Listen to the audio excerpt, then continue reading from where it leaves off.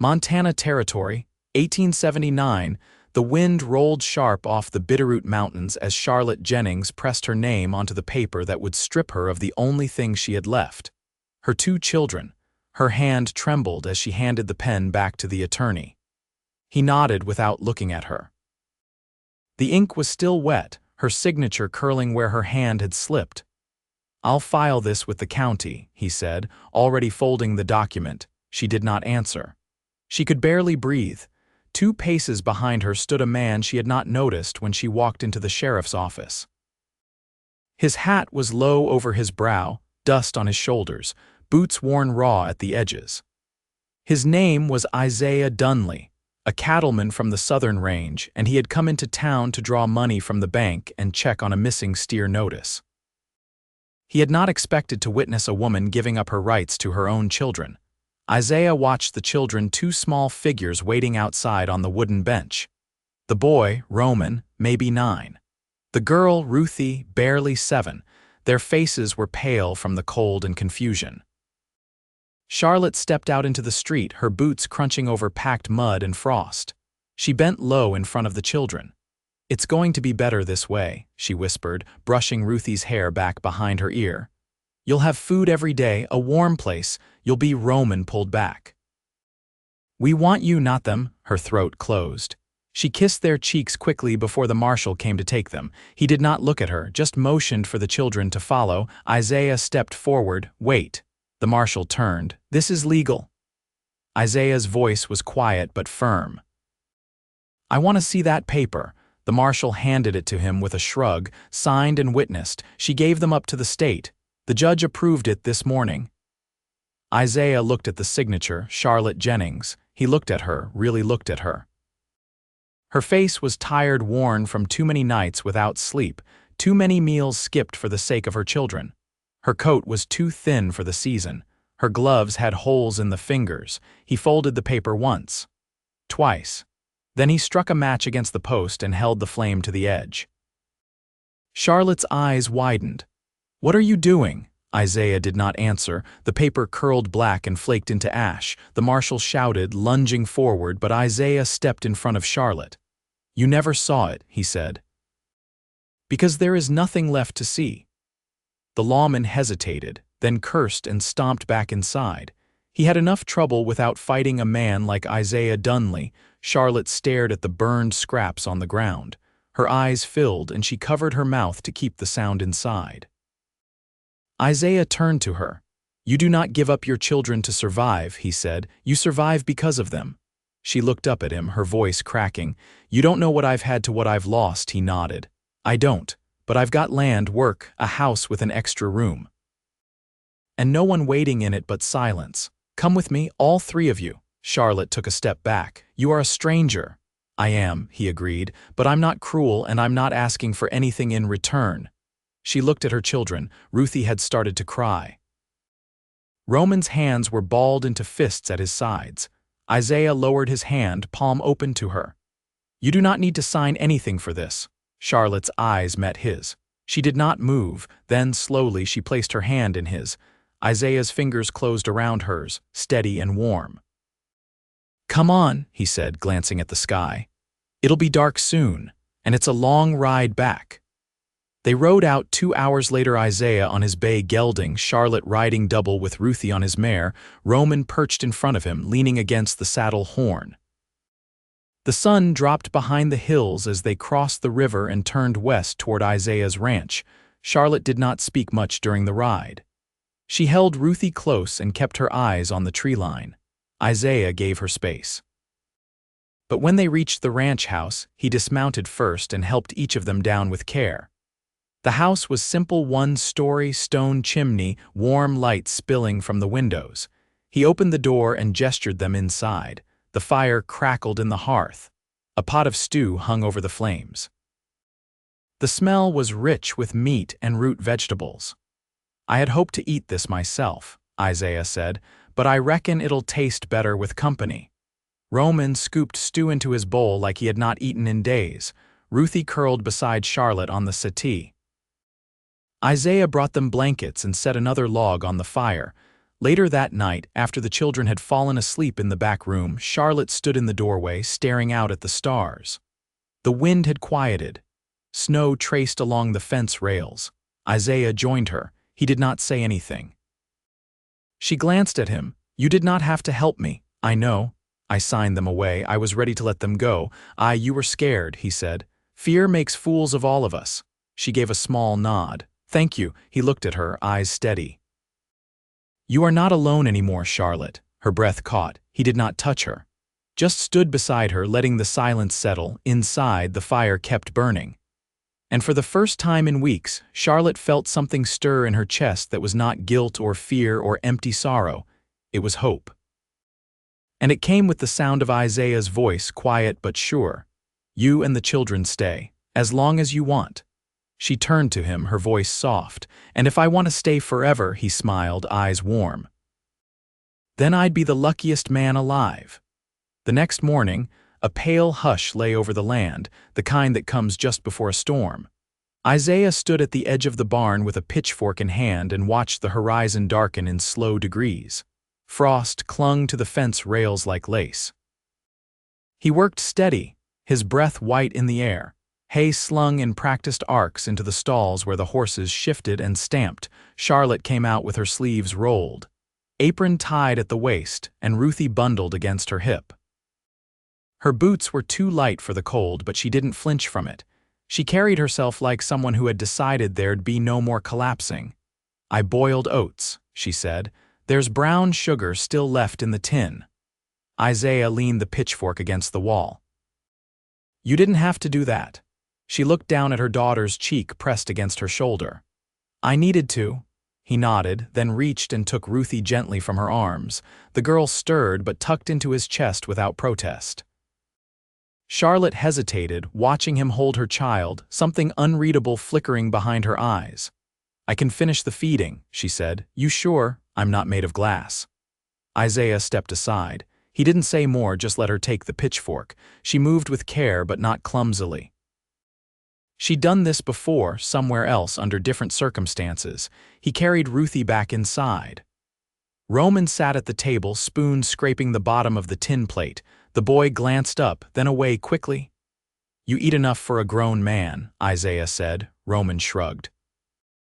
"I'll help with the wood later." Isaiah settled the girl into the cot by the fire. "Fair trade." The boy didn't speak again, but he didn't leave the table either. Outside, Charlotte worked through the stalls. She didn't rush and she didn't ask questions. The horses took to her quickly. One of the mares nosed her apron pocket, and she drew out the last of an apple she'd kept from the kitchen. By the time Charlotte came in with her hair damp from snowmelt and her skirt dusted in straw, Isaiah had started patching the leaking corner of the roof. He was up on the ladder, hammer in hand, when she stepped out and looked up. "You've got a loose board at the back ridge," she called. He looked over his shoulder. "I know, been meaning to fix it since September." She shaded her eyes. "If you pull the nails and reset it with pitch, it'll hold." He gave a low whistle. "You know roofs." "I know what kept my children dry." He climbed down and wiped his hands on a rag. She stood with her arms folded, not defensive, just settled. He'd seen women bluff before, but there was no bluff in her. "How long were you alone?" he asked. Charlotte ran her hand along the porch post. "Since spring." He waited. "My husband died in February," she said. "Pneumonia. We were in Miles City. He worked for a livery there. When he passed, the owner said we had 2 weeks to leave the shack. I tried to scrub floors, take in mending, but nothing held long. The last family I cooked for moved east, and we were left with nothing but a few coins and too many days between meals." Isaiah didn't interrupt. "I went to the judge twice, once for work, once for help. Neither came." She looked toward the corral. "Third time I signed the paper." He stepped down from the last rung and stood beside her. "You don't owe me your story, I know," she said. "But I don't want you thinking I was weak." "I don't." She looked at him then, really looked. "You burned the paper." "I did. That was the only copy." "I figured." She leaned her shoulder to the post. "You could have walked away. I could have. But you didn't." He met her eyes. "Wouldn't have sat right." For a moment, neither of them moved. The wind picked up and whistled through the gaps in the shutters. A cloud passed over the sun and the light dimmed across the yard. "You ever been married?" she asked. Isaiah shook his head. "Came close once." She chose a banker in Helena instead. Charlotte gave a sound that was almost a laugh. "Why, he had a stone house and kept his boots polished," she tilted her head. "Sounds like a dull man, he was. I never liked polished boots." Isaiah looked at her, then turned toward the barn again. "You'll find no polish here." She watched him go, arms still folded, but the lines in her face had loosened. Later that day, she found Roman stacking the split logs in uneven rows. He was doing it too fast, not caring if they fell. "You're not building a fence," she said. "Try again." He frowned but didn't argue. She knelt beside him and showed him how to lay the wood so it would dry right and burn clean. Isaiah watched from the window, arms crossed over his chest as the boy started again, slower this time, his mother's hands guiding his own. He didn't call out or offer help. He just watched the way they moved together like a family learning how to be one again. That night, as the wind howled through the eaves and snow began to fall in earnest, Charlotte sat sewing a patch onto Ruthie's dress by lamplight. Isaiah carved a new handle for the spade near the hearth. Roman lay with his head on a folded blanket, his boots beside him, breathing slow and even. Charlotte didn't look up when she spoke. "You've done more for us in 2 days than anyone has in a year." Isaiah didn't stop carving. "Maybe I needed someone too."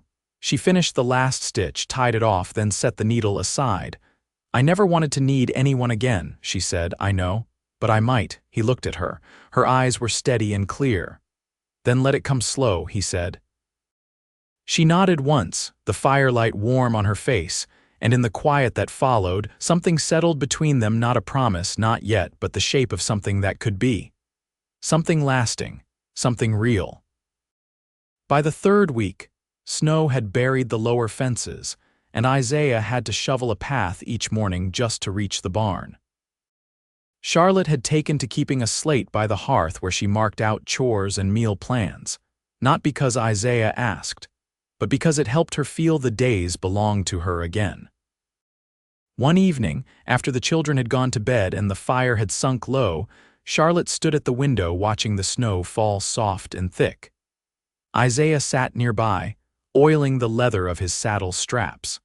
The only sound was the creak of the chair and the occasional pop of resin in the flames.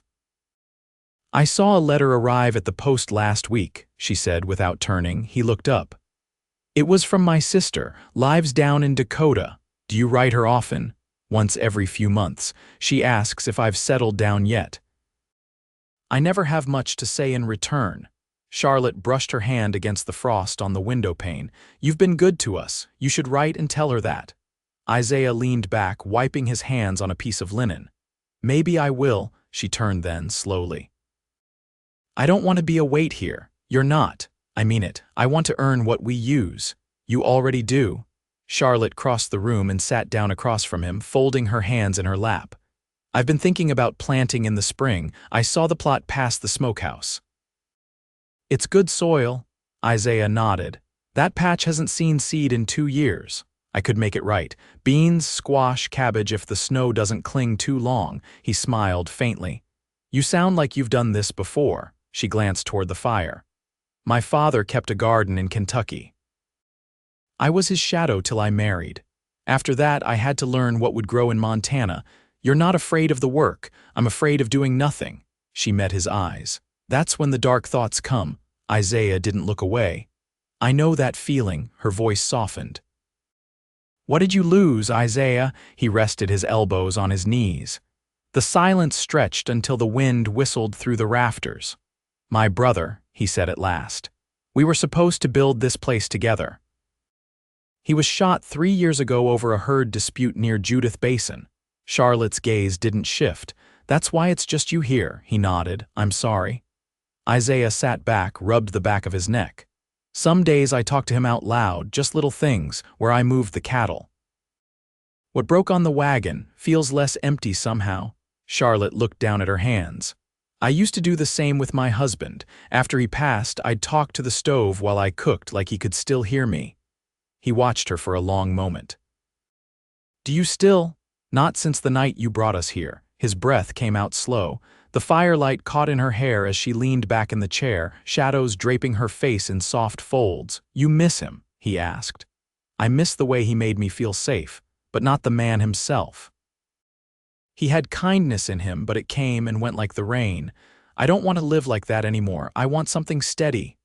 Isaiah nodded. "You deserve that." Her eyes lifted to his. "So do you." The clock on the mantel marked the hour with a quiet chime. Neither of them moved. Then Charlotte stood, took the worn quilt from the rocker and folded it over her arms. "I should sleep." Isaiah rose, his hand brushing hers as he took the quilt.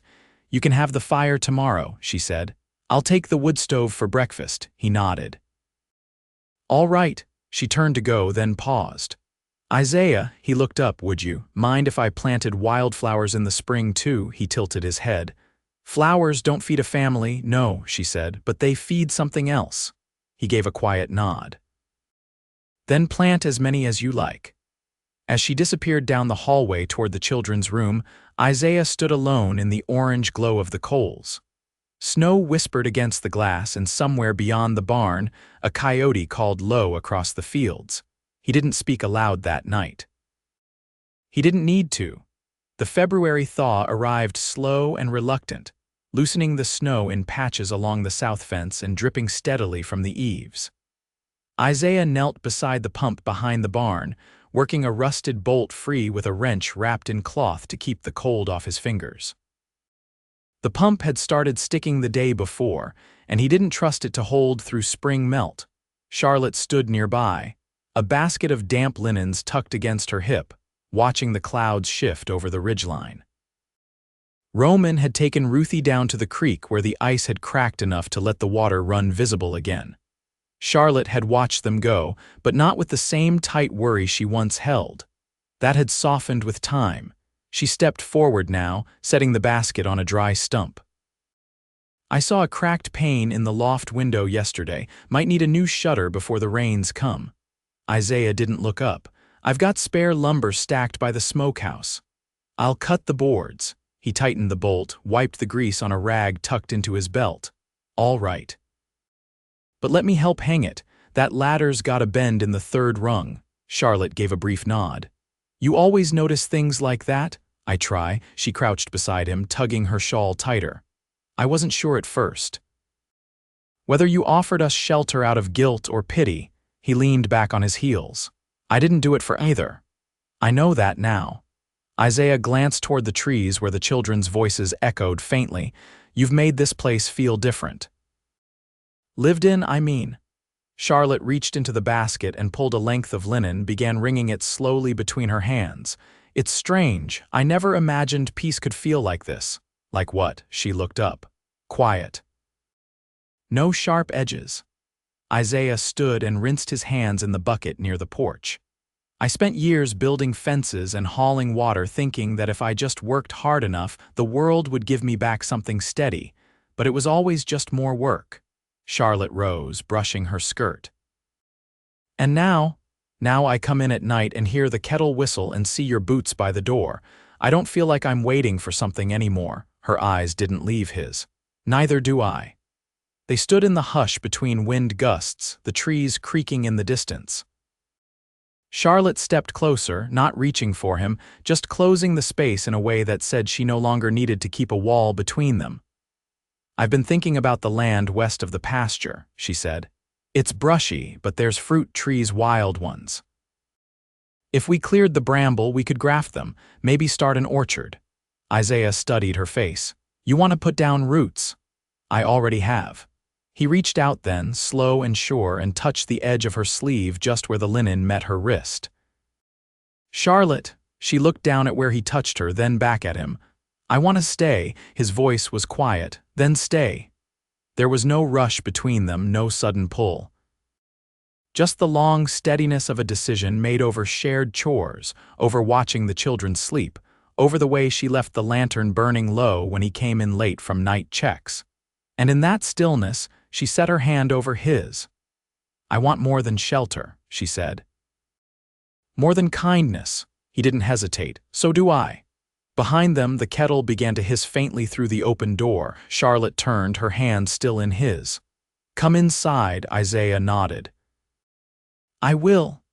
They stepped in together, warmth wrapping around them as they closed the door against the wind. The fire had burned low, but the coals were bright, and the smell of sage from the stew pot curled in the air.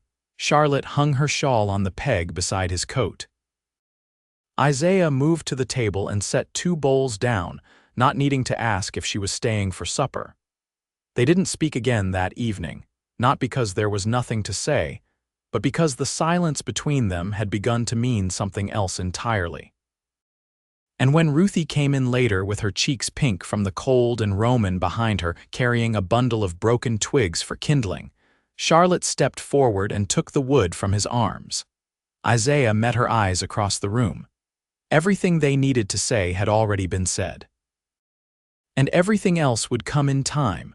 By late March, the snow had melted into thick, wet ruts along the slope behind the barn, and Isaiah had begun clearing the lowest pasture. Charlotte stood beside the wagon, sorting through sacks of seed he'd traded for in Hamilton beans, barley, and a small bag of poppy seed she hadn't asked for but had quietly set aside. "I thought to plant them near the kitchen wall," she said, her fingers brushing the edge of the sack. "They'll catch the morning sun there." Isaiah looked toward the spot she meant. "That wall sees early warmth," she nodded. "They'll come up pale at first, but the color deepens if the spring isn't too dry." He tied off the last bundle of harness and set it in the wagon bed. "You always knew how to coax beauty from a place." Charlotte gave a small smile, but her hands were steady as she lifted the last bundle of twine and tucked it with the seed sacks. "It's not just beauty I want this land to remember us." He leaned on the wagon rail. "It already does." That night, after the children had gone to sleep beneath a quilt Charlotte had pieced from old shirts and flour sacks, she stepped out into the yard with a shawl pulled close around her shoulders. Isaiah stood at the woodpile, splitting a last armful before the light left the sky. She crossed to him slowly. "I've been thinking about Ruthie," she said. "She still wakes sometimes, thinking she's back in that room above the livery. She doesn't cry, but she curls tight like she's hiding from something." Isaiah set down his axe. "Roman said she won't sleep unless she hears your voice." "She used to fall asleep to her father's humming," Charlotte said. "Low and rough, barely a tune. I've tried to hum the same way, but it never sounds quite right." He never taught her to feel safe on her own. Charlotte met his eyes. "He didn't know how." Isaiah nodded once, then walked to the porch and took the rocking chair from the corner. He set it near the bedroom door inside where the floor didn't creak. "Sit here tomorrow, hum whatever comes. Let her feel you near but not watching." Charlotte's throat worked around the thought. "That might help." He reached for her hand. "We'll help her together." The warmth of his palm against hers steadied something in her chest that had never sat quite right. "You always say we like it was always meant to be that way." "I only speak what I know." She stepped closer then, and there was no hesitation in her voice. "I want to marry you." Isaiah's face didn't change at first, but his hand tightened over hers. "Not because you feel beholden." "No," she said. "Because you give me peace without ever asking for it. Because when I look at this land, I see what we could build, not what I've lost." He took her other hand, his voice low. "Then let's stand before the preacher come Sunday." She nodded. "I'll let the children know in the morning." They stood there a while longer, the night folding gently around them, and when they kissed, it was without urgency, just quiet certainty and the warmth of something earned. On Sunday, they rode into town with the children dressed in their cleanest clothes. Ruthie held Charlotte's hand all the way to the little chapel, where the preacher waited beside the stove with a book and a soft voice. Roman stood beside Isaiah, shoulders squared like he meant to hold up the roof on his own. Afterward, they shared a simple meal of bread and smoked trout behind the chapel. Charlotte had packed a jar of pickled beets, and Isaiah brought a tin of molasses cookies he'd bought weeks before and saved for the occasion. Ruthie scattered wild onion blossoms at their feet, and Roman whittled a small bird for his mother, the wings etched with a pattern she recognized from her father's garden gate. They returned home before dusk, the wagon wheels cutting soft lines into the earth. Isaiah lifted Ruthie down and Charlotte carried her inside, her cheek tucked against the girl's curls. Roman ran ahead to stoke the fire, and Isaiah paused at the doorway, watching the lamplight stretch across the floorboards. That night, they all sat close together, Charlotte with her mending in her lap, Isaiah's hand resting lightly against her knee, and the children curled nearby, full from supper and too tired to speak. Outside, the wind had settled, and the moon rose clean and whole above the ridge. In the spring, Charlotte planted her flowers, poppies, blue flax, and a row of marigold tucked close to the kitchen wall. Isaiah repaired the porch rail, and Roman helped him hang a swing for Ruthie from the old cottonwood near the house. The orchard took shape by May 3 apple saplings, a pear and a plum. Charlotte grafted each one by hand, and Isaiah dug the holes deep. They built a life together not out of grand declarations, but in the small rhythms of shared work, quiet laughter, and the deep, wordless knowing that neither one would walk away. Years later, when those trees bore fruit and the house had weathered more winters than they could count, Ruthie would still fall asleep to her mother's humming, and Roman would take over the cattle drives with the steadiness of a man raised on patience and example. Charlotte and Isaiah never once doubted the life they had chosen, because it had not been given, it had been built, one honest, tender day at a time, and neither of them ever left.